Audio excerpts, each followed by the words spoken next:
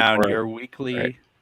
Here we are. Welcome to the Read Down, your weekly progressive political hot take by the Stonewall Democratic Club.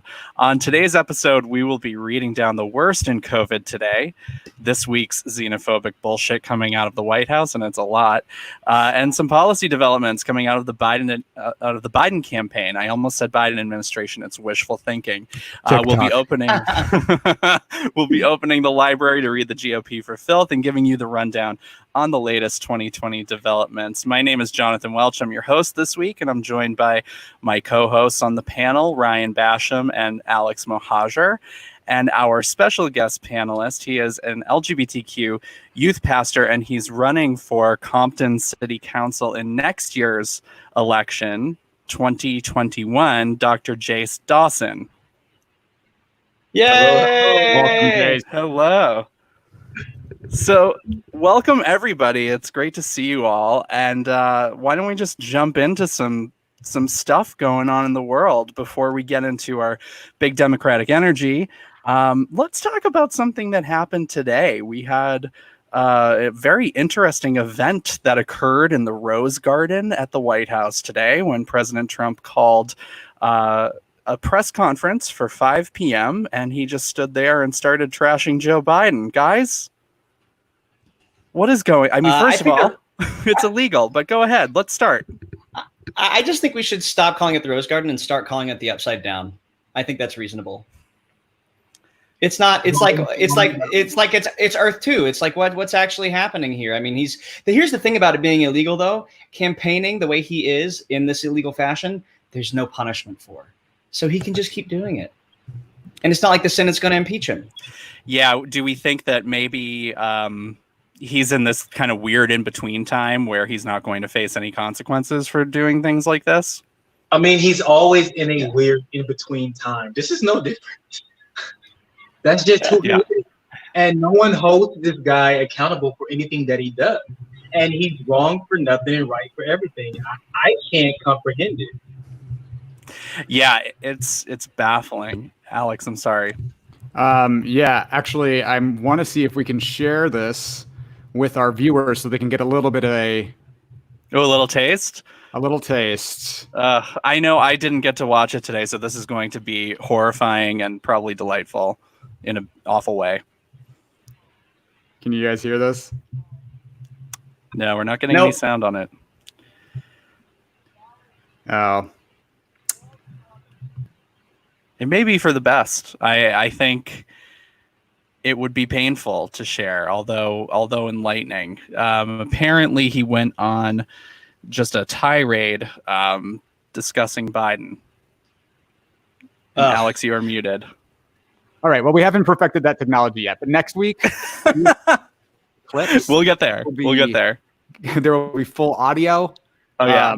Trump was deranged today. Let's not, and it's not even a surprise anymore. Like, Trump being deranged should be shocking, but it's not. He's NSFW. He's effing deranged. And he's been deranged. This isn't a secret, America. The dude has been deranged since day one. His inauguration was deranged. He's deranged today. He was deranged yesterday. He'll be deranged tomorrow. So people are all up on Twitter being like, this is crazy. Everybody watch. Like, I don't support watching his press conferences, but today I'm going to watch. And I'm like, why? What's the difference? He's crazy yesterday. He's crazy today. And if you're still voting for him, so are you. Well, and the reason why, I mean, I told you I was crunchy today, guys. You're crunchy, and I'm glad we're really getting into some crunchy, salty times with you. But we have an hour. So, but what I think he was doing is he called this press conference because he wanted to talk about. He called a press conference because he wanted to talk about China, and instead he started, going off the rails because Biden this morning made a really clear, cohesive speech on economic policy and on what he's proposing to do when he becomes president to get us out of the current mess that he's in. So clearly there's a little bit of reciprocation for doing something like that. So it's like he saw that plan and he was like, holy fuck, I need to take this guy down, and I don't have a plan, but I do have like 5 to 10 words. So I'm going to use them over and over again to trash this guy, and hopefully that'll win me some points. I mean, but this is coming from the same guy who like brags about how well he did in like that aptitude test, that cognitive aptitude test that's meant to be like the baseline detection for mental health or for cognitive issues, where you have to do things like remember 5 words, and he brags about remembering the 5 words. That's not special.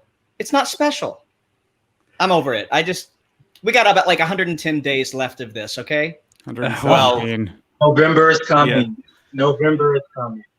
November is coming, and we really hope that we can do the work to get him out. And let's talk a little bit, like if we get into some BDE, the big Democratic energy for the week, we're going to talk a little bit about what is going on in November. So, of course, as you guys know, if you've been listening to this podcast or anything in the news, you see that Donald Trump is going on another tirade and committing a war against vote by mail. So evidence is suggesting this week through surveys and articles that have been written about how Republicans are responding to his anti-vote by vote by mail message, and it's kind of backfiring against him. Democrats and independents are ready to vote by mail and are open to it, and they trust it, but the lack of trust is coming from Republicans. What do you guys think that this is doing for the strategy from the Trump campaign? I mean, I think it's going to backfire because we're going to end up having vote by mail in a lot of swing states, and Democrats are going to do it and Republicans aren't. It's effectively killing momentum from his base, which is awesome. So as long as we get vote by mail through the swing states where it really matters, I'm fine with him going on a tirade about it because it means his people won't vote. That's fair. I don't know. I honestly don't know. I feel like it's all crazy and deranged, and we know that the campaign is insane in and of itself. So I wouldn't be surprised if this backfired against the Democrats, to be honest with you. I'm for vote by mail. I think it's the smart and safe thing to do, vote by mail. But his analogy as to why his base should not vote by mail may be damaging in our November election. I mean, look at what happened with Bush and Gore. The Supreme Court made that decision, so it would not be lost upon him or many of the Republicans to send us to court throughout January, February of the next year, claiming victory when victory is definitely not theirs to have. You know, we've seen the giant fall on September 11th. We saw this man become elected after losing by, 3 million votes. We've seen the worst of the worst. Our nightmares have truly come true, even in this pandemic. So nothing would surprise me when it comes to November 20th. And look, here's the thing, though. Let me just chime in to say that voter fraud is not a thing. Okay, there have been studies on this. This is from the Brennan Center. They have reviewed elections back for like the past however many. I don't have the number. From 2000 on, okay, the average incident rate, they found an incident rate of 0.0003% and 0.0025%. Now we're talking less than 1,000th of a percentage point of voter fraud. Well, okay. and every once in a while. Amazingly uncommon. It is incredibly uncommon. Okay. So voter fraud is not a thing. And this is meant to really meant to cast doubt about the outcome of the election. It's meant to delegitimize the outcome. It's what he wanted to do in 2016 because he thought he was going to lose. He started talking about it early in the debates. He was saying, I'll think about it at the time. I'll look at it at the time. You know, so I'm crunchy today, guys. I've had enough of the orange blob. Voter fraud is not a thing. And by the way, all the people that are complaining about voter fraud, vote by mail themselves. All 50 states have absentee ballot protocols, absentee ballot protocols already. If you are registered to vote, go ahead, find your absentee ballot protocols in your state and look out for our Stonewall project coming out about this very issue. Here's the thing. What intellectual deficiency does it take to see that every once in a while, when it does happen, it gets found out and that gets in the news, and you see that in your news, and you don't go, oh, this really is rare because check it out. This can't be that big of a deal because they catch people when they do it. No, instead they go, oh, see, it's proof it happens all the time. That's not. It's like, where did you learn logic? Like, did you go to like Trump University for logic? In 2014, the Washington Post did a comprehensive study. Out of 1 billion ballots cast between 2000 to 2014, we're talking 14 years. Out of 1 billion ballots cast, there were 31 credible instances of impersonation fraud. So you guys vote by mail. Did you just Google that? No, I mean this is a Brennan Center thing that I've had on the back burner for quite some time. It's like you were quiet for a second and then you had some stats. So I was just well, I was trying to be respectful of you while you speak. Thank you, sir. I appreciate it. I love the respect that we feel for each other here on this panel. And I will say that anecdotally speaking, there was, I think it was a Daily Show interview where somebody got a woman who was, it was somebody who was waving a Trump flag on a street corner, and the guy approached her, started talking to her, and she said, well, yeah, of course voter fraud's real. I know because I voted for Trump twice and I'm on probation for it. So there are people who what is the messaging here? I don't know. If I can find this clip, I will share it with you guys. It is mind-blowing. So that makes me think undemocratic things like there should be a test you take before you can vote, which isn't wrong. I shouldn't think that. Yeah, let's not spread that. Republicans cheat in elections.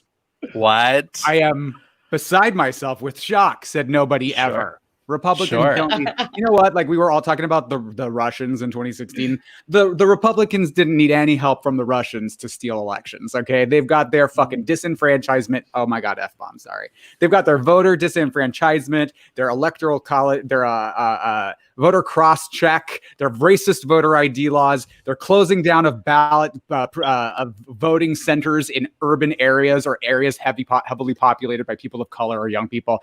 They've got their voter suppression on lock. It was really sort of a farce, a red herring, if you will, to assume that the Russians that the Republicans needed any help stealing 2016 from the Russians. Yeah, So like they're they basically certainly benefited. scapegoating, right? Yeah. Like they're just using that as an excuse.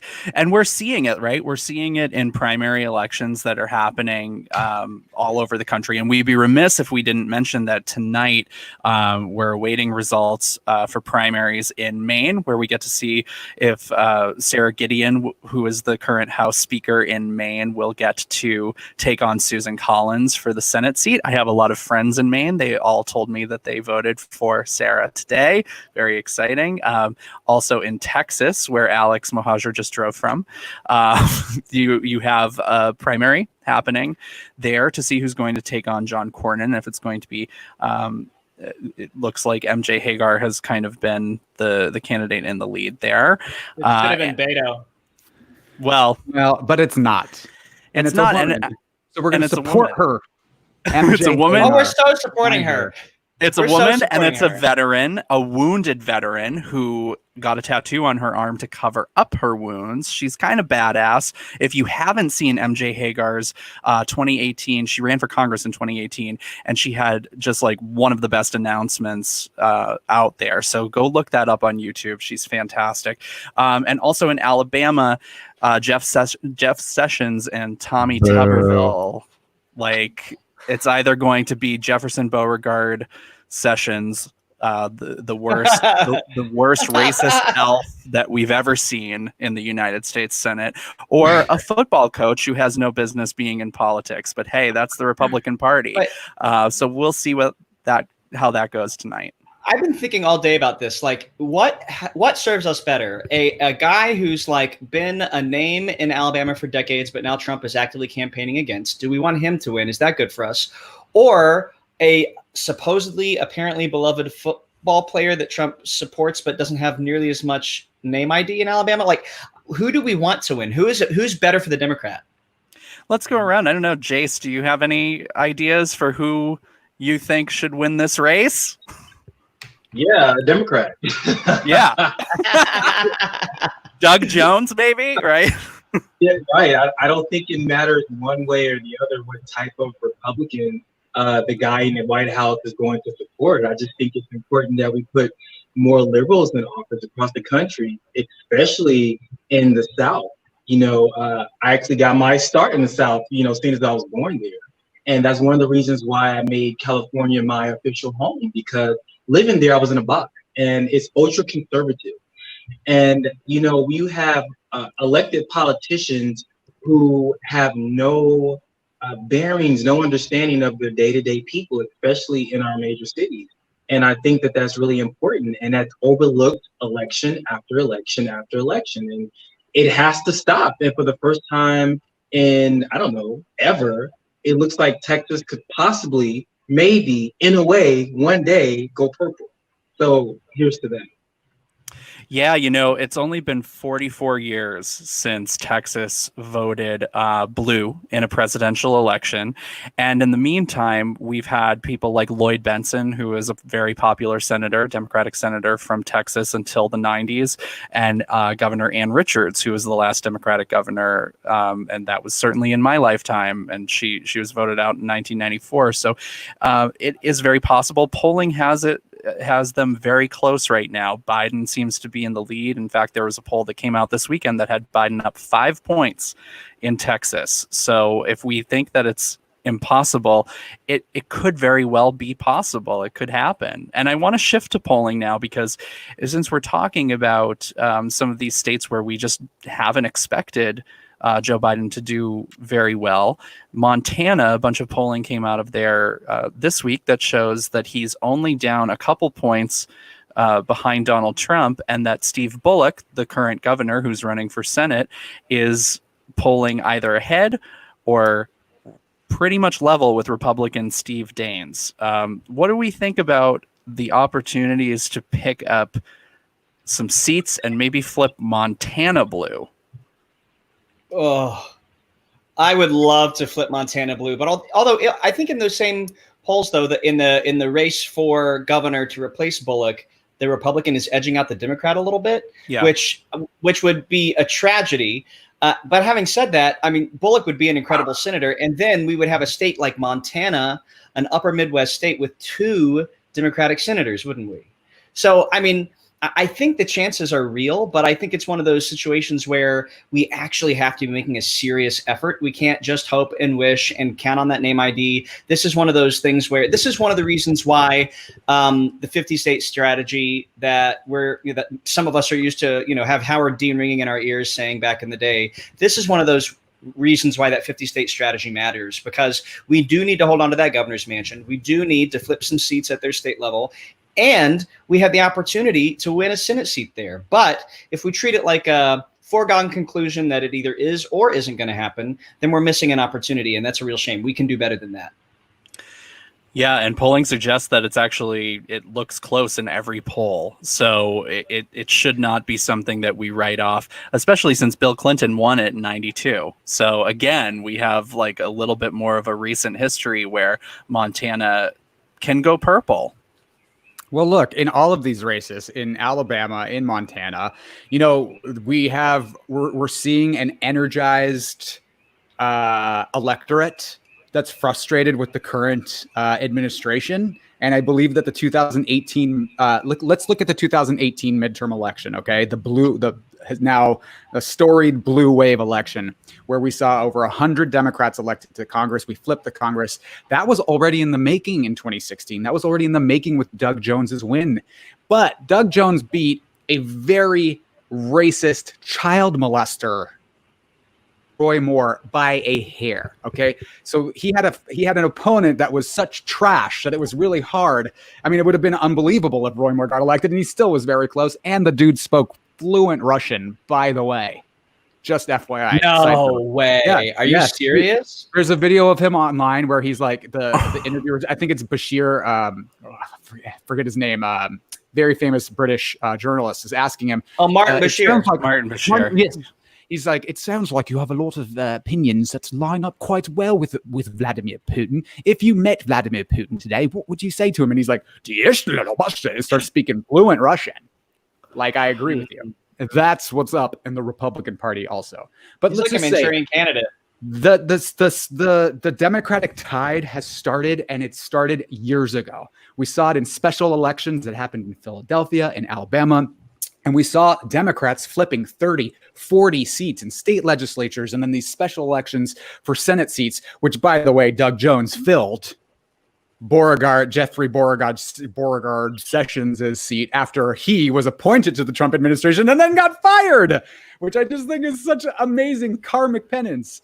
So what we're seeing is a very energized electorate that has been trending left. At the 2018 midterm election, fun fact, the entire country went an average of 10 points to the left.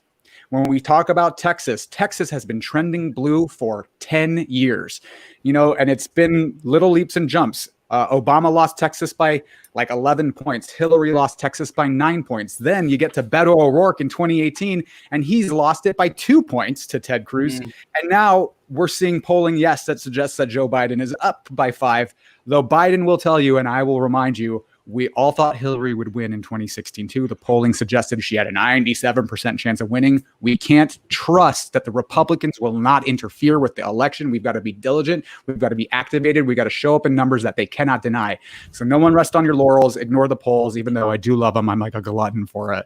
But it also, there's we have to be ready for that 11th hour surprise, which might be why Hillary Clinton isn't president now. But I mean, Ruth Bader Ginsburg went back into the hospital today. And if we think all these awful things are going to keep Republicans just at home this time, let's just say imagine a Supreme Court justice dies or falls seriously ill right before the election. That could energize the GOP base in a way that completely undoes all of the erosion that Trump has done to his own base. So we can't take any of this for granted, no matter how much better the polling quality is this year than it was 4 years ago. No matter how much better it looks than it did 4 years ago anyway, we have to keep our eye on the ball. And not just in November, there's going to be a senatorial runoff in Georgia in January.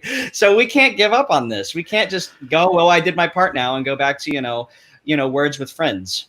Yeah, and it's truly go ahead, Jay. Sorry. And Alex said it best, kind of almost ignore the polling, because for one, who does the polling? How many of you have actually been polled? I know me in my entire life, I have not been polled. I had active grandparents who were not polled. I'm looking at a poll right now. Don't ask me who's it from, but they have Joe Biden winning the presidency by 308 electoral votes. Who's going to look at that and say, oh, yeah, Joe Biden has it in the bag? Hillary Clinton has it in the bag, because these polls, as we know, have shown to be, a educational guess, if you will, because when you call someone, especially a young person, and you ask them who you're going to vote for, they may very well be honest. But if you look at a 60-year-old, a 70-year-old, an 80-year-old who have been voting their entire life, they may give you one answer, but once they go inside the voting booth, their answer totally changes. And if you look at the division from the top that's trickling all the way down, they are dividing the liberals, those energized base. They're dividing us by sex. They're dividing us by religion. They're dividing us by finance.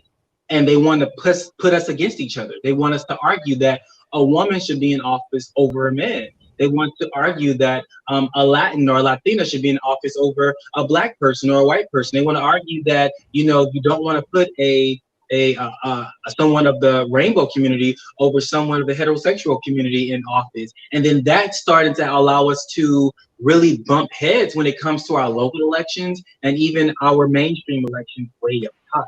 And I see this because every week I'm speaking to our seniors. I'm teaching, and every week I am talking to our youth. And it's always those who are right there in the middle that's always confused and discombobulated. They're either undecided. But the youth tend to be pretty decided, and so do our seniors. The problem is they're just never really. And Jay.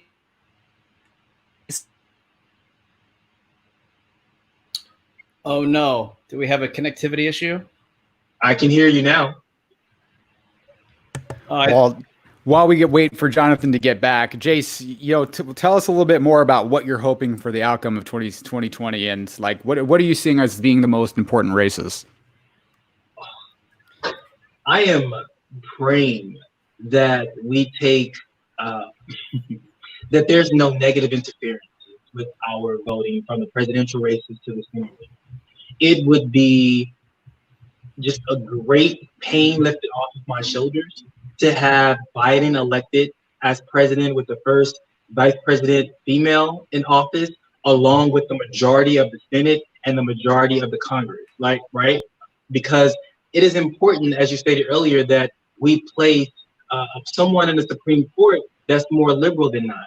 Because honestly, our future is at stake. We understand that when Hillary Clinton was not named the rightful president of the United States, that our history for the next 50 years changed. It shifted in such a negative way. When we look across the country with all of the conservative judges that are being appointed left and right that are in our age group, it's concerning to me because we understand that their agenda is to make sure that they're there for the long haul, and they know that they can't win an honest race against a Democrat or someone that's more on the progressive side of things.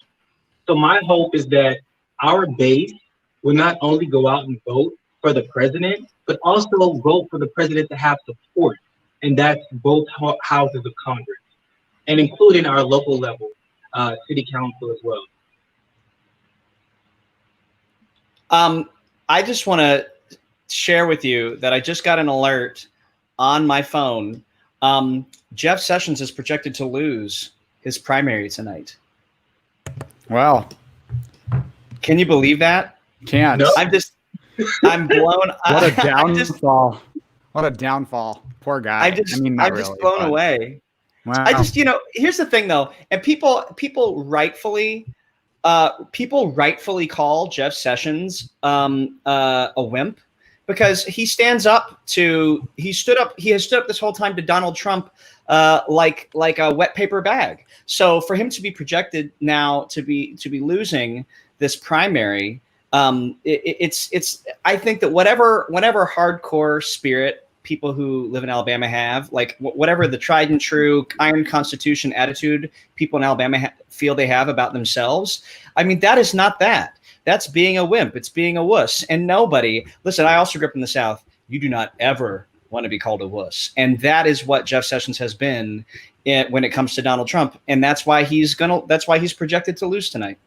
Listen, first of all, I'm so pissed that my internet connection failed and that I got kicked out of this session right when that breaking news came because I'm happy that we have one Republican over another. I mean, come on. Schadenfreude, honey. Jeff Sessions has had the most epic fall from grace ever. And you know what? Totally. He's a shitbag. So enjoy it, Jeff Sessions.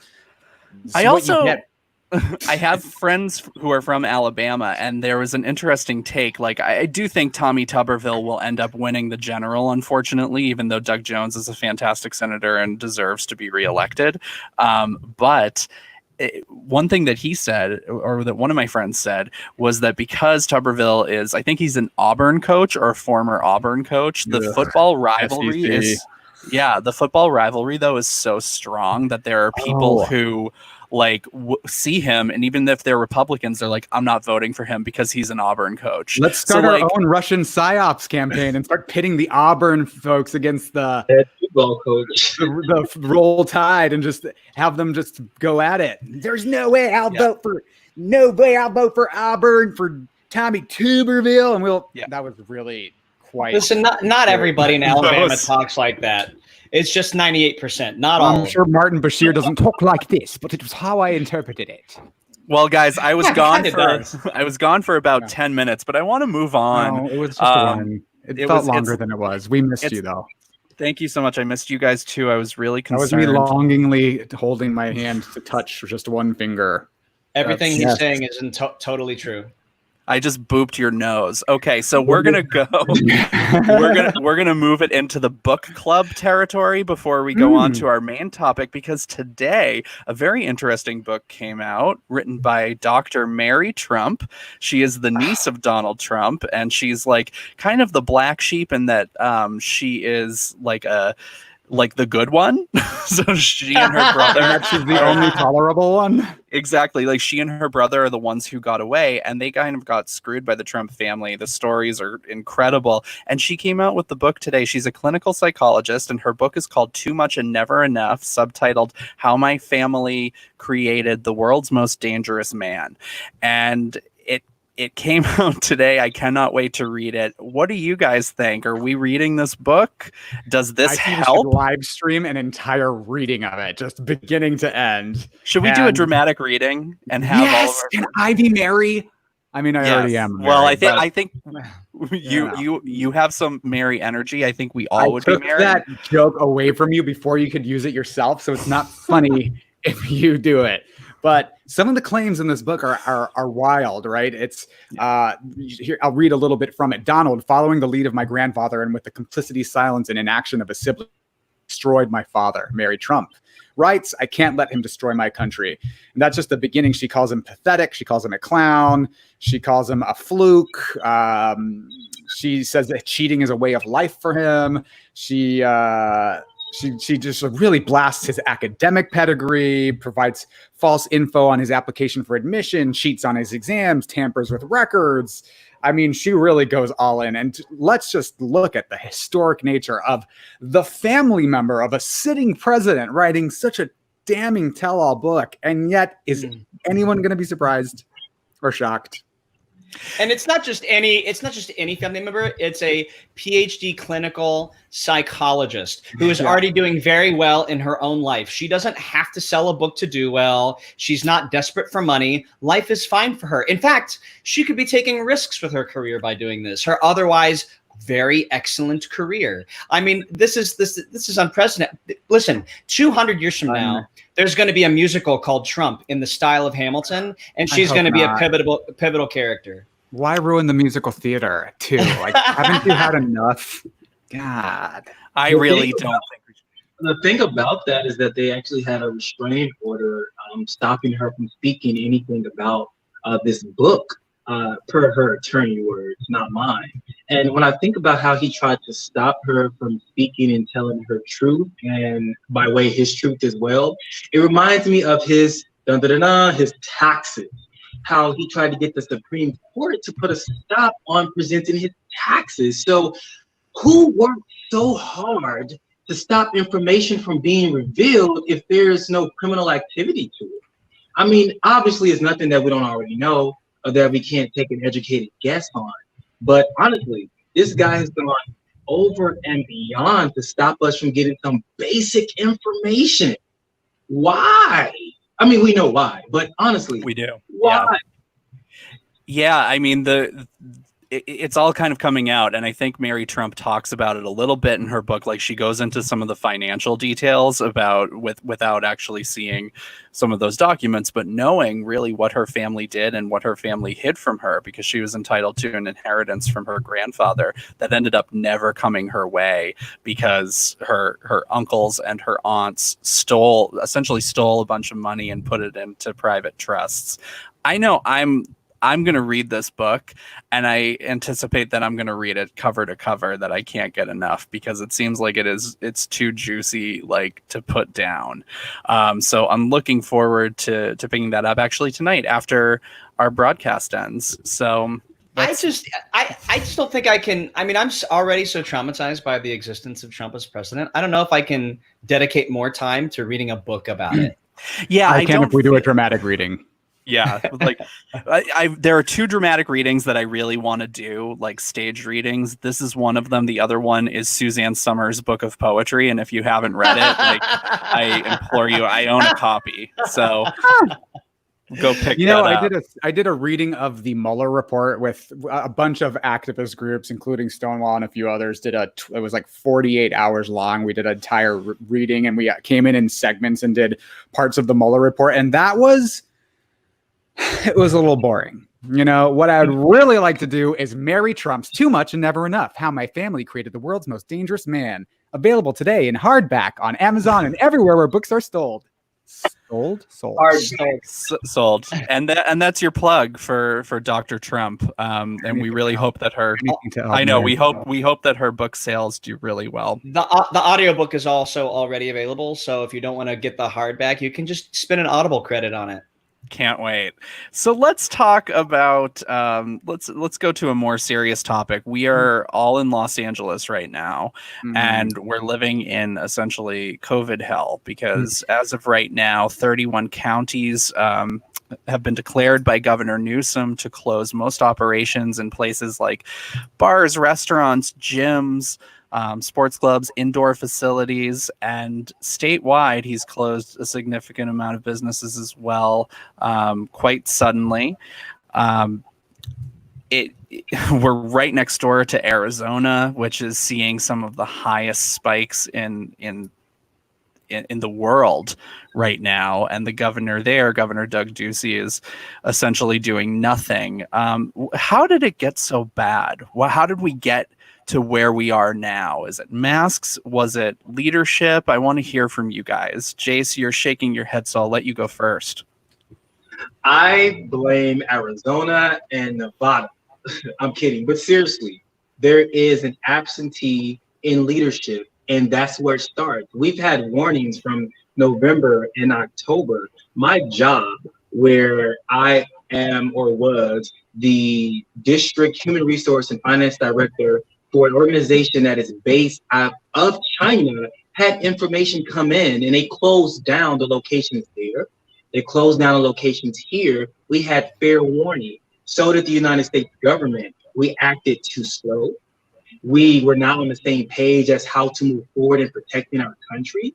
We should have shut down those borders right away and made sure that everyone was, well, we didn't have the testing at the time, but that everyone was isolated as they were re-entering our country. And California was on a great path up until recent, but I blame the lack of leadership and all the other governors and even some of the senators in the neighboring states, actually all of the states.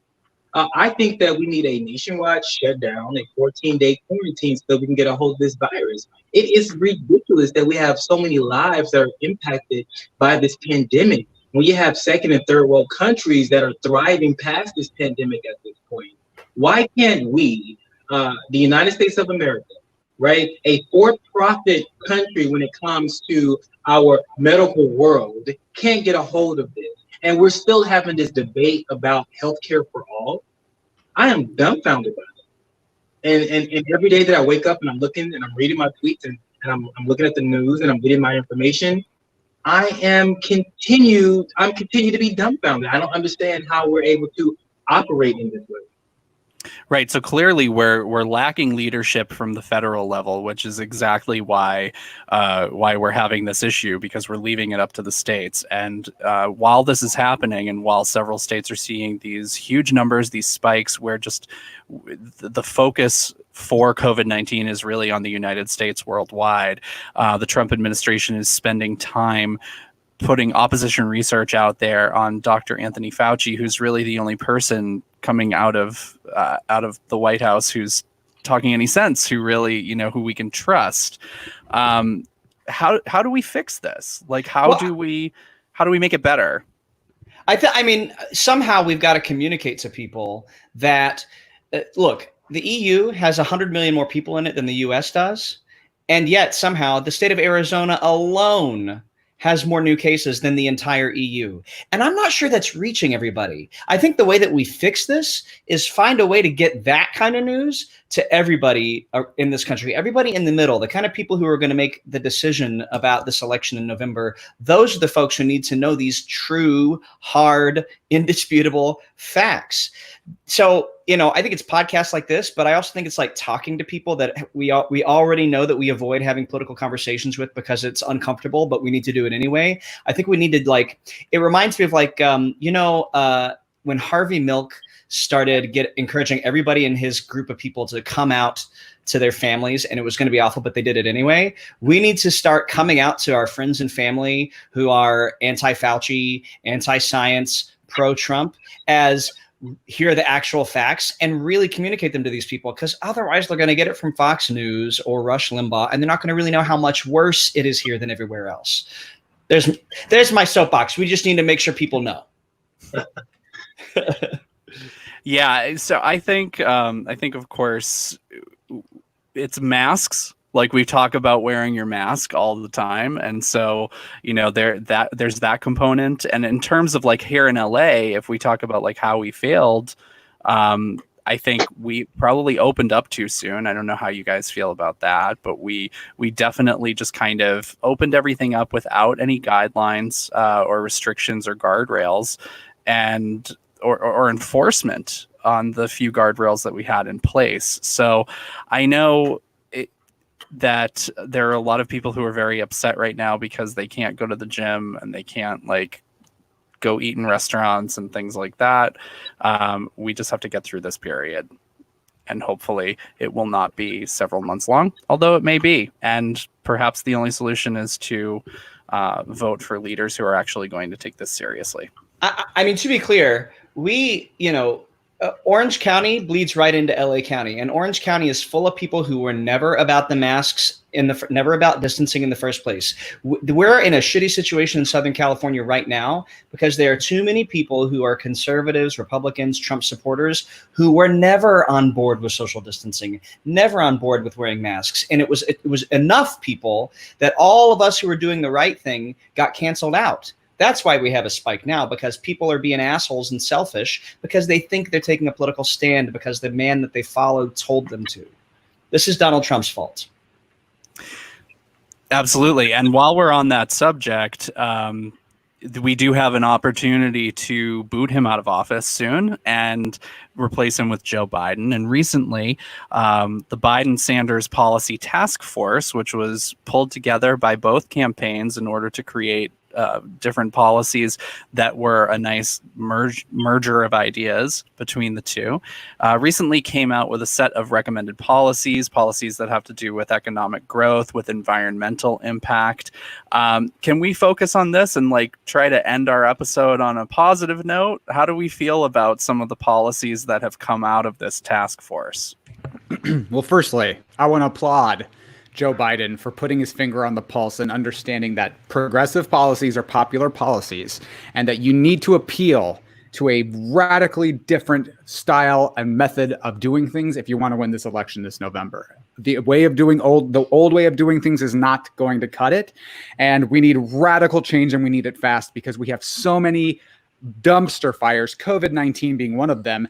We have forgotten about how dire the environmental situation is. We don't have that much time before our carbon emissions hit the amount that scientists say is irreversible. We have 8 to 10 years to do that. And unless we take really proactive action now, that's going to be not going to be able to be accomplished in 8 or 10 years because we will not be able to stop the output on time. And I want to just touch base on a little bit of this new platform that I'm really, really happy about, particularly his environmental policy, which, by the way, he recruited Alexandria Ocasio-Cortez to work with him on this environmental policy.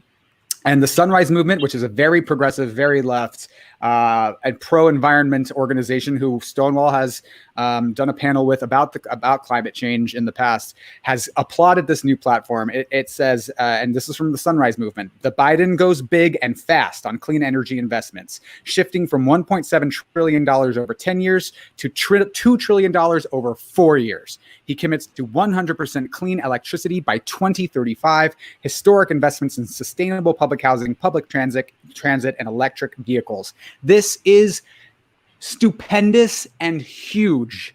This is the kind of radical, quick action that the younger folks have been screaming about for some time. And I'm very happy to hear about this. And I think it's just one of several ways Joe Biden has moved very left in a way that's also very popular. These proposals are popular. They create jobs. They save our economy. They save our environment. They are popular. They need to do it. It's the moral thing to do. It's the economically just and right thing to do. So I applaud it, and I think it's absolutely brilliant that he partnered up with Bernie Sanders, who I've had grievances with in the past. I consider myself a progressive. I've had grievances with Bernie Sanders because of the way that he Same. conducts things. Let's not even. But what I'm saying is, I Let's applaud. Well, no, Yeah, but the point is, I applaud yeah. this merger, and my Yeah. grievances with him aside, I am 100%. thankful that he is on board and recruiting his people and not doing the same thing he did in 2016. 100%. which will- Yes. Yeah. Well, yeah. And because I love polling so much, a recent poll came out that said 87% of Sanders supporters were voting for Joe Biden, and I think only 4% for Donald Trump. And those numbers were very different in 2016. So this is really good news. And for those who may not be on board, this is the kind of movement that's going to get people on board. That Biden is really moving far left. He's creating FDR-like policies to get us out of this depression, to get us out of this pandemic. He sees it as a war, and he was highlighting a lot of those policies in today's economic speech. And he really is kind of putting it out there as jobs first. So even though this environmental policy is super strong, it's also going to have a very strong, like Alex was saying, economic benefit that's going to reach everyone. That's why Joe Biden is the right person to sell this plan, because Joe Biden is from coal country. Joe Biden is he's from the Rust Belt. He gets that, people, we talked about this, I think last week, people who live in coal country have, for a lot of them, their options for a career are to make decent money and decent enough money to live on are go work in a coal mine and die from, black lung, or sell drugs. And the sell about the Green New Deal so far has been about the environment. And all those people hear is, then my only option will be to sell drugs. So, Joe Biden can go in there and make it about jobs first. It's like, when you're a kid and you really want to have spaghetti, but your mom wants you to have green vegetables. So she chops up some broccoli and mixes it all in there, and you can't really tell because of the red sauce. That's what Joe Biden is doing. He's putting the stuff that we really need, that our planet needs, that our society needs, in terms that are easy to digest for people who are really only thinking about the thing that matters most to them, which is it's the economy, stupid. They need good paying jobs. Making it about jobs is going to make it sellable where we haven't been able to sell it in the past. And all of these things touch each other, right? So the economy, the environment, with complete consent. Healthcare.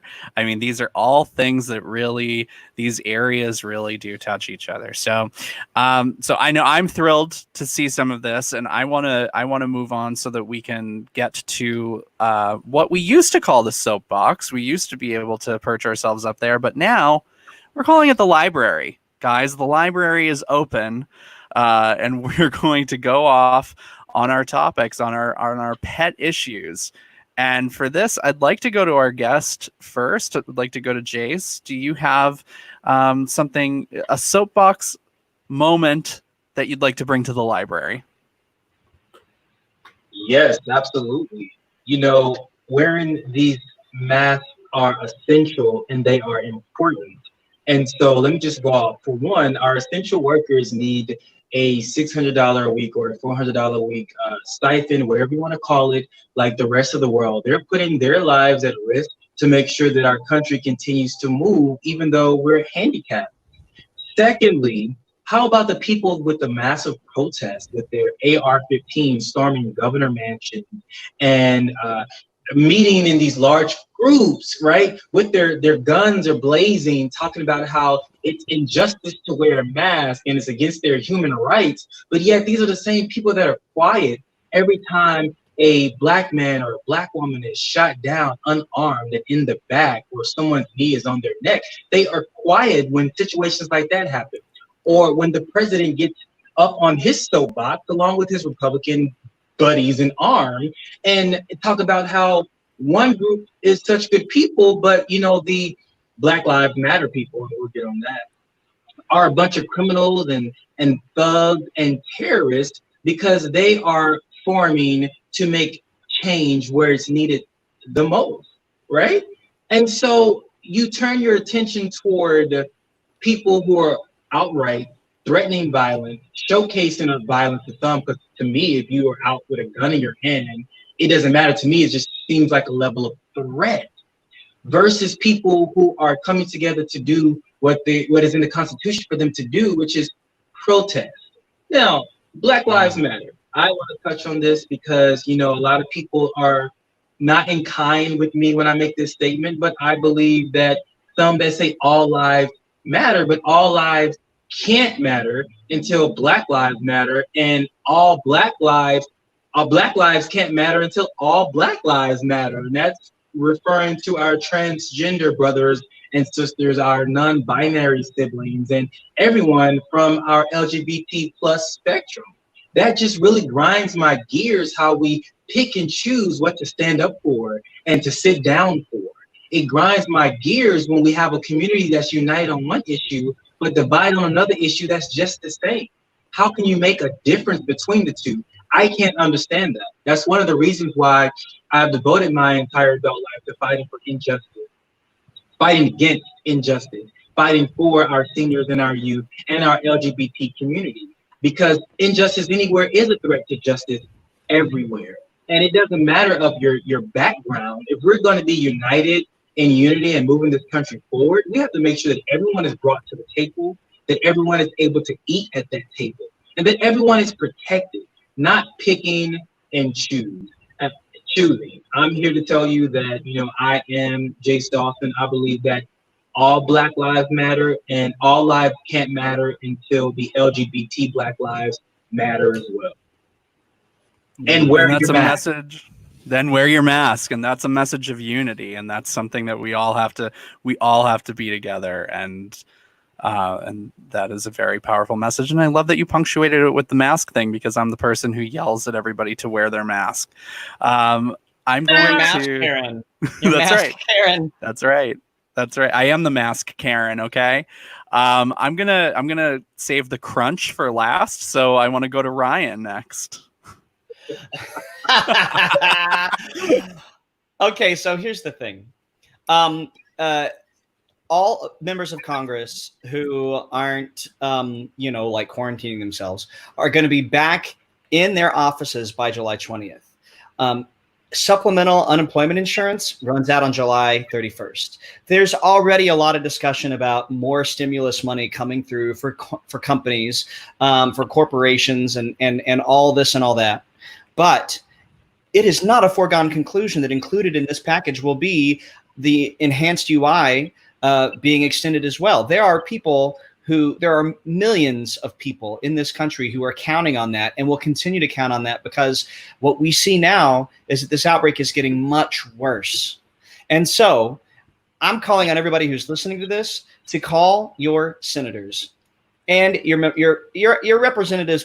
I mean, look, this is covered in the House. They're going to do it. But call your senators, and very importantly, get in touch with your friends and family who live in states that have Republican senators and encourage them to call their senators as well.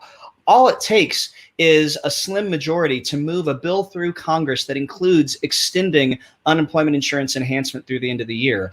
But if there isn't a groundswell of pressure to do it, it might not happen. So call your senators, even if they're Democrats, because they can use that information. Like, senators can literally say, X number of my constituents called me supporting this. I have to push hard for it. Even if they're Democrats, I mean, you're doing them a favor. You're giving them ammunition when you call them. But also reach out to those people in states that have Republican senators and give them, like, the number that's on the screen right now. If you're watching the live stream, give them this number and just say, just call your Republican senators. Just call. Or go to their website and use the form on their website, or send them an email. Just add to the tally of their constituents who want extended an extension of the enhanced unemployment insurance benefit. Just add yourself to that tally and get your friends to add themselves to that tally. That's how we get it done. That's how we save millions of our fellow Americans from potential homelessness, food insecurity. There are a million things that can go wrong for someone in a pandemic and a recession at the same time, just because of money. So this is one thing we can do for each other, regardless of, we don't have to know the person personally. It's just something we do for our fellow Americans. Call your senators. Put that number in your phone, right? Put that number in, store it, and then 202-224-3121 for all of those of you who are listening right now and not watching. 202 224-224-3121. Put it in your phone. It's a switchboard that will redirect you to your senators. So all you have to do is just call that number and you tell them where you live and they redirect you. Yep. 202-224-3121. So easy. All right, Alex, the floor is yours. I got to brace myself. Hydrate. Okay, I need to take a sip because this is about to be a read. My library is open today for a Karen. And I try to come to you guys every week with a special little doozy.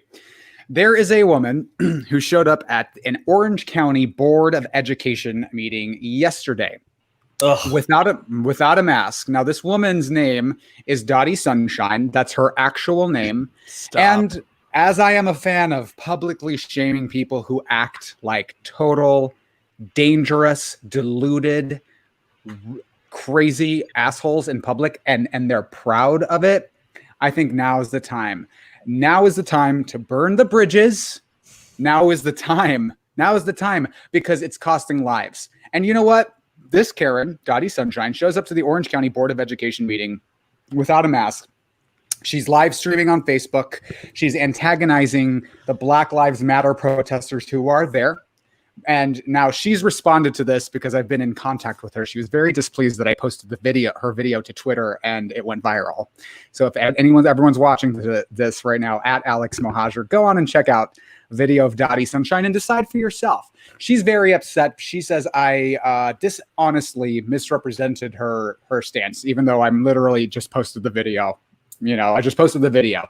It's clear to the naked eye that this woman is antagonizing people because they are chanting at her, wear a mask. Do you want a mask? There are people pleading with her to wear a mask, and she's not wearing one. She's calling into question the science. She's one of the anti-Fauci people. She's an anti-vaxxer, and she's just openly there without a mask, and she's asking, why are we wearing this mask? What is it protecting us from?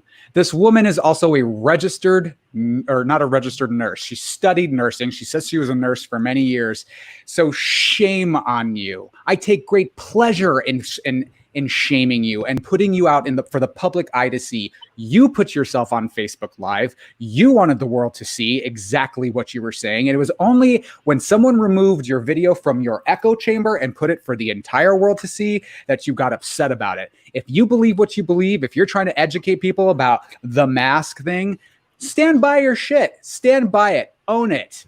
And don't back out now because someone else put you on the world stage for the world to see. You're a coward, you're dangerous, you're deluded, and frankly, you are allowing this thing to go on longer and longer and longer. It's people like you that have us stuck in our homes, who have us afraid to go out, who have us unable to live our normal lives. People like you. The rest of the Western world has got a handle on this. It's people like you. And yes, the president of the United States is to blame. Yes, this administration is to blame, but this is also a time for critical thinking. And if you can't critically think, shut the fuck up and get out of the way. You are really getting on my last nerve, every last Karen. And if you see it, shame them, because shaming does not work in terms of changing people's minds. Ryan brought this up a couple weeks ago, and I credit him for it. Not going to change her mind. This woman is deluded and committed to her beliefs. But what I am going to do is I'm going to shame you publicly so you shut up. And that's all I got to say about my library. Man. Listen, I need a drink and a cigarette. I told you I was country this week, guys, and there it is. And certainly, I wanted to just quietly sing "You Are My Sunshine" in like a creepy, sad way, like crying, but I didn't get to it. I'm just she's very away. upset too. I mean, she sent me. She's not me personally, but she's very upset about that I posted her video to Twitter, and it's like, girl, you put your video on Facebook. You put with your name, so own it. Own it. All right. Own how you feel. Anyway, I'm going to go to Alex Mohajer and find that video and share it once this is done before I start reading my Mary Trump book. My library moment is simple. I'm going to give myself a read, really, because I'm one of the people who would say like Joe Biden was like my 15th choice in the primary. But of course I'm going to support him. And, I've really come around to the point where like I am a Joe Biden fan. I like Joe Biden. I've always believed in Joe Biden. I think that he has our best interest at heart. And what I want to say is that there are a lot of people out there who are cutting him down as like a precursor to the things that they want to say to support him. And that does not help. Guys, we need to get enthusiastically behind our nominee and make sure that he's the next president of the United States. He is our only way out. He is the only person who is going to help us. Kanye West is not going to fucking help us. No third party candidate, no libertarian or Green Party candidate is going to help us. One of two people will become president of the United States in January 2021. It will be either Joe Biden or Donald Trump. Pick your lane. And once you've picked the lane, please do the work of helping other people to join us. And it's not going to happen if you keep degrading Joe Biden, if you keep making jokes about Joe Biden, if you keep saying, yeah, he's awful, but he's not. He is a good person. He's someone who, as we saw with all of these policies that came through this week, with all of the work that he did with the Sanders campaign, he's someone who can be moved by people who actually care about this country. He will listen to our concerns and he will do the best possible job. Let's shut the fuck up and let's get him elected and fight harder than we've ever fought before in order to make something like this happen. I am adamant. I am 100% on board, and I'm thrilled that he will be our next president. Please, Yes. This is one of those things where it's like if you, like your mother said, if you can't say anything nice, don't say anything at all. Don't just shut up. Just if you can't say anything nice about him, just don't say anything. But bonus points, if someone says something like, well, he's kind of old or kind of weird or kind of creepy or whatever it is, redirect it. You know who's old? You know who's creepy? You know who's fucking senile? Donald fucking Trump. And do you want 4 more years of that fucktard in the White House? And also, I don't know about that word. But also I think we're already rated explicit. It's a done deal. We're gonna beat that one though. F-bombs, but I got carried away and I feel bad about it. But we're all adults here, and if you're offended by profanity, please look at the guy at the top. Okay, let's go through a Rolodex. Worst things. I know. Where you know this thing. I know. Really, it's like we just have to level that playing field and play his game in order to win. But no, I am quite adamant, and I'm ready to get him elected, and we're doing the work. So before I talk about how Stonewall is doing the work in our close, I want to kick it around and thank everybody who joined us on our panel tonight. We have Alex Mohajer. You can find him at Alex Mohajer. We have Ryan Basham. You can find him at Ryan Basham. And we have Dr. Jace Dawson. You can find him at Vote for Jace, the number 4, JACE. Jace, do you have anything else that you'd like to leave us with? Any plugs or anything going on? Yeah, absolutely. I believe that we have more in common that unites us than all the small things that divide us. And it is important that if you are a Compton resident or have family in Compton, that you join all of our social media sites. We are moving to stop the current city council from putting on the agenda to add an extra year in office for each of them. Due to a lot of possible criminal activity and some other things that's happening. And besides that, I'm going to ask you guys follow me and stick with me, learn with me, and also teach me as we gear up our city council campaign here in the city of Compton as well. And again, I'll leave you on this note. I love you all, and there's nothing you can do about it. We have more in common that unites us than the things that separate us. Thank you so much. And can we also just thank you, Jason? Can we also just give a round of applause to our moderator tonight, Jonathan Welch? Oh, yes. Yes, you can find me and the occasional thirsty Twitter photo at Jonathan B. Welch. I am out there. I don't go on. I will be also sharing Dottie Sunshine and her video. I'm looking forward to that. So thank you guys. This has been a production of the Stonewall Democratic Club, The Read Down. We are here every week on Tuesday evenings, 6 o'clock Pacific, 9 p.m. Eastern. If you're interested in learning more about the Stonewall Democratic Club, and we certainly have a lot of work to do ahead of the 2020 elections, you can join us for just $25 a year at stonewalldems.org. Thank you very much. Have a great night.